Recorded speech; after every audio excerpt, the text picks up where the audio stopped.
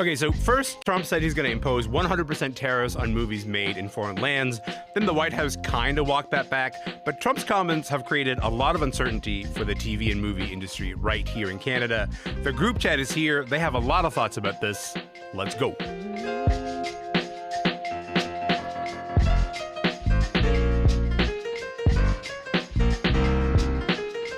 I'm Elamin Abdelmahmoud, and this is Commotion. I mean, look, basically, as soon as Trump made those comments about putting tariffs on movies made in, quote, foreign lands, the people I talked to in the Canadian film and TV industry have been in anxiety mode. Because even though the White House later softened that position a little bit, they said they haven't made a decision yet, just the possibility of those tariffs is hanging over the industry like a threat. To talk about all of this, Miles Dale is here. He's a film producer and proud Torontonian who won an Oscar for The Shape of Water. And Kate Ziegler is a voice actor and the president of ACTRA Toronto. She's here with me in studio. Kate, Miles, welcome to the show, friends. Hello. Nice to have you here. Happy to be here. Listen, Kate, I'm going to start with you. How surprised were you when you saw Trump making that announcement on Truth Social on Sunday?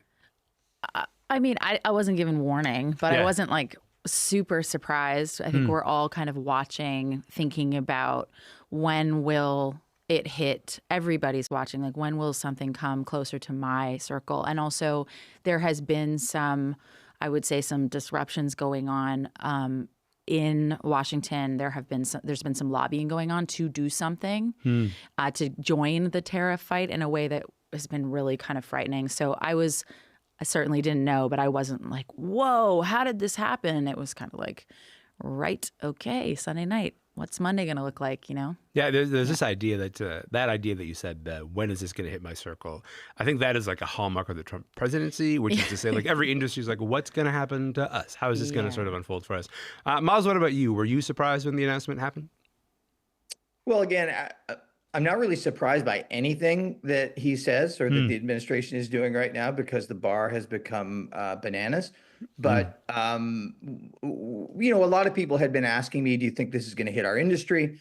And I said, you know, I certainly hope not because, you know, we're an extremely integrated global industry and, you know, we cross borders pretty effortlessly. And then I couldn't really figure out how they might be able to administer it. Again, it's not like a bag of avocados that comes from Mexico where you can say, okay, that's, you know, from Mexico. Yeah.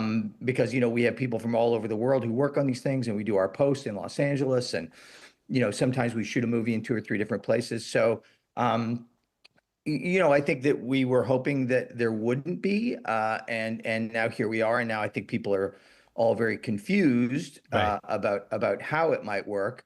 But I think more than anything, it's a catalyst to a conversation. The you know, lack of work in Los Angeles, you know, the birthplace of our industry has been getting a lot of press lately. And I think that, you know, he responds to that. And despite his contentious sort of relationship with Governor Newsom, you know, that was a real thing. So now I think it spurred a conversation. So if it can be a good catalyst to a conversation, I notice, for example, in this John Voight manifesto, whatever you want to call it, there's a call for a 10% federal U.S. tax credit, which I think we all think would be a great thing for our brothers and sisters there. There's lots to go around in the U.S. Yeah. Even though, you know, in Canada, you know, most provinces have a film industry. Obviously, you know, BC, Ontario, and Quebec foremost, but also in the Atlantic provinces and also in Alberta and Manitoba to a lesser extent, Saskatchewan. So a federal tax credit seems a little more equal. In the U.S., that's less so. So I think some states might not be up for that, but Sure. It's a possibility. And if that were to happen, it would be a good thing because it's not going to put so much of a burden on states. But so I just want to clarify a couple of things that you said there.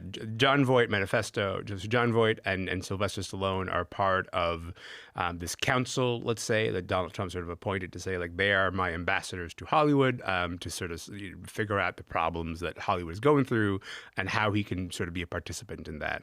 And then I wrote down, movies are not avocados. I'm going to return to that because I think that's a good analogy. But Kate, I'm curious for you, you know, since this announcement kind of came out, what have you been hearing? You're the president of an actors union. What kind of questions have you been getting from the members? a lot of the questions are centered around like how will it work, which is essentially this avocado piece, right? Like what is it are the TV shows, are they going to be exempt? Is it going to be films? What is it going to be like theater goers that are going to be affected?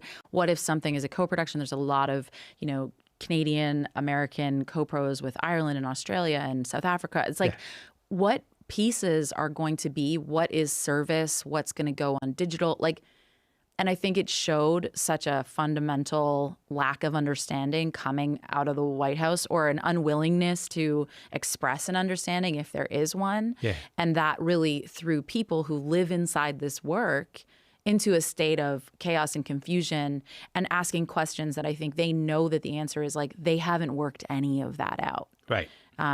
Yeah. So those are a lot of the things that people want to know is like, is it going to stop a production in its tracks, a film, a TV show, like what's going to happen? Well, to that end, like we don't tend to get policy specifics from Donald Trump, Miles. Like that's like really not really the way that he operates. So when this announcement kind of came out, the lack of specifics made things so confusing. But what exactly would be even considered a foreign film in this context, do you think, Miles? Well, that's a tricky question. So the thing is, they're talking about also this cultural test, as they have in the UK, as we have Canadian content here. And the fact is, I mean, I'll give you my personal example. 80% of the films that I've done, I do mostly service production with American studios, less domestic, have been set in the United States. So would those films Talk to Me is in New York, and The Vow is in Chicago, and Flash of Genius is in Detroit. All those films being set in the United States, they would probably pass the U.S. cultural test. I suspect that those films would be exempt from any sort of a tax. Would a film set on another planet pass the cultural test? I doubt it. So, but now you're really you're putting a subjective criteria into the whole situation. So, and also this insane 100% number is also really just like throwing a hand grenade into the room, So I say the federal tax credit, if it could work, would be great. Having some sort of guardrails on this other part of it would also be good, because I think ultimately our industry is even more globally integrated than the auto industry, which is essentially kind of trilaterally integrated with, we've heard all this talk of parts going back and forth. It's kind of more so here. And the web of, incentives and partnerships and co-productions, as Kate says, it's really kind of a very fine fabric that we have. Yeah. It's hard enough to get a movie made right now. And, we've got a paradigm shift with everything going to streaming. We've just recovered from COVID and these strikes, trying to get back on our feet, which has, created the theatrical business has kind of, really taken a hit, because people got used to just staying at home watching their 85-inch TVs and drinking Cabernets and taking calls and pressing pause and not having to pay for babysitters and parking and $20 popcorn. But how do you really feel, Miles? Yeah. No. Believe me, I believe in the communal experience, and I love theatrical. Yes. We want all our, but I'm just saying we feel like Sisyphus. We're pushing this rock up a hill again and again. And so now to unwind some of that is going to be very tricky. And so, the media companies are going to take a hit. Consumers are going to take a hit, because movies would be more expensive. Netflix would be more expensive, those types of things. Or all of the films in American cinemas would be American movies. So now you don't have that kind of cultural exchange that we love, of being able to see all those international movies. And finally, to that point, and right now we're seeing it at Cannes starting now. I think that people are going to be a little more hesitant, not knowing what's going to happen. This will throw a chill on the buying market at Cannes and going forward until they know what it is. So it's really tricky. That chill, I think, is a really significant thing to talk about, because the chill that you're mentioning ends up influencing decisions that are made about movies that get produced, and those things work on several year cycles. Like, it takes years and years and years for a movie to get made. I'm used to this part of the cycle, Kate, where Donald Trump will identify a problem and people in the sector go, that problem is is real. The problem that he's identifying is real. Maybe that's not the solution that would go about it, but he's actually like naming a problem that does exist. So between COVID and the actors and writer strikes, you know, the TV and film industry has been hit pretty rough in the past couple of years. Trump says Hollywood is dying, and that's why he feels like some kind of intervention is necessary. What do you make of that assessment? I mean, I kind of said this earlier, like, I think it shows a lack of understanding of what's happening. Like, this has been going on for many, many years. You could say a decade at least, this move to streamers. But really, like, the threat that I think often goes missing is that there are millions of jobs attached to this work.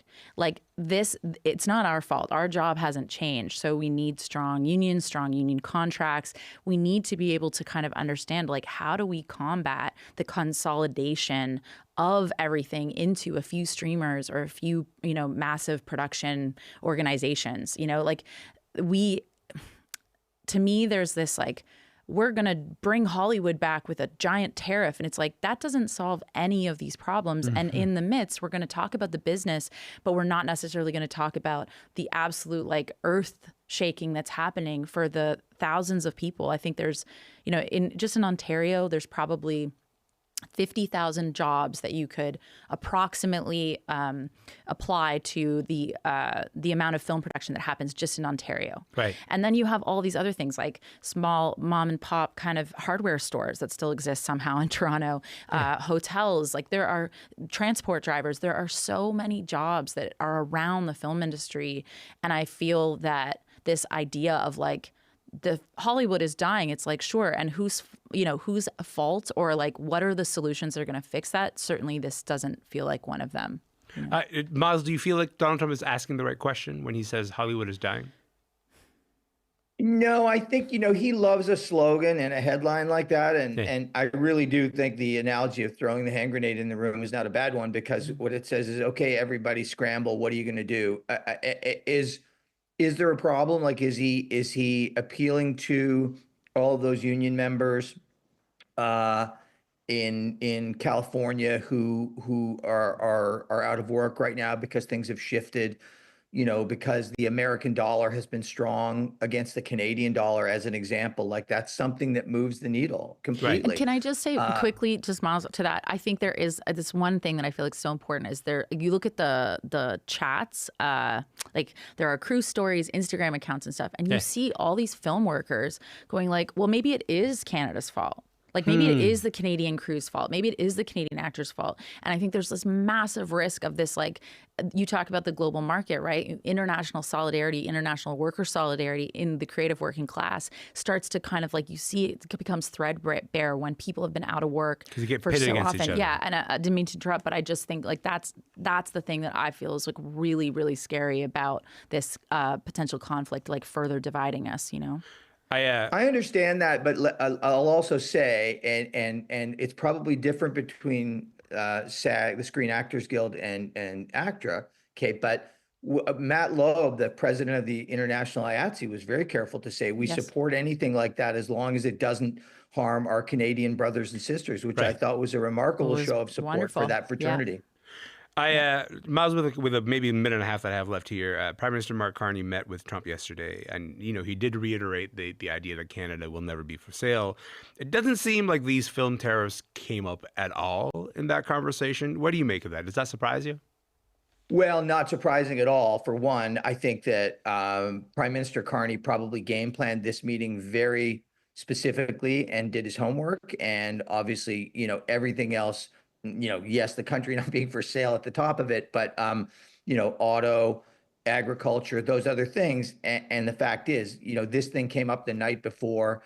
It's a small thing comparatively. It's very uncertain as to how it would be applied. And I think it was too little too late. And I did not expect him to say anything. And frankly, I'm glad that he didn't say anything. I think that's one of those things where you let it evolve and play out and see. But in the grand scheme of things, we are, less than 1% of everything else that's going on. And so that I didn't expect it to get bandwidth.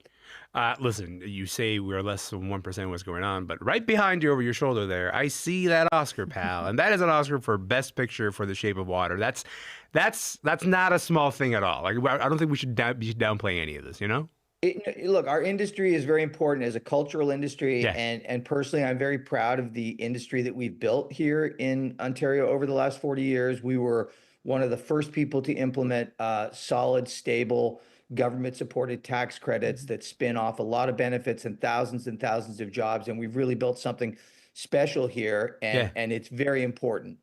So, not to minimize it, I'm just saying for Prime Yeah. Minister Carney yesterday, it was probably not the right thing to bring up. Kate, last word to you. Is there a potential silver lining here somewhere that Trump threatening film tariffs could help the Canadian film industry?